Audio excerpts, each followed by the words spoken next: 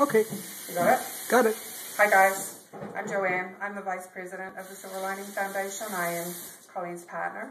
We've been in business since August of 2010 and we have our nonprofit status. We're a 501c3 and we are open and willing to partner with another nonprofit out there who may not have their 501c3, and we can work together as joint ventures to fulfill our mission, which is to assist low-income people with housing and health care in the care setting of their choosing with dignity, honesty and respect, which we hope all residential homes do, and all nonprofits do, but that's our specific mission and goal.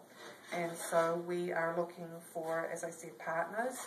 We're willing to help anybody who's getting set up with their 501c3, and we can also help you with grants. We've got a little bit of experience with that now.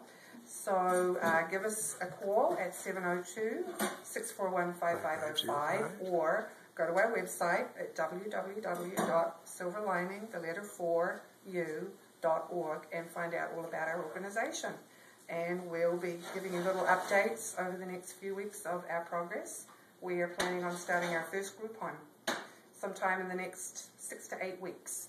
So that's our goal. And we will keep you updated on our progress. And we'll see you soon. Bye.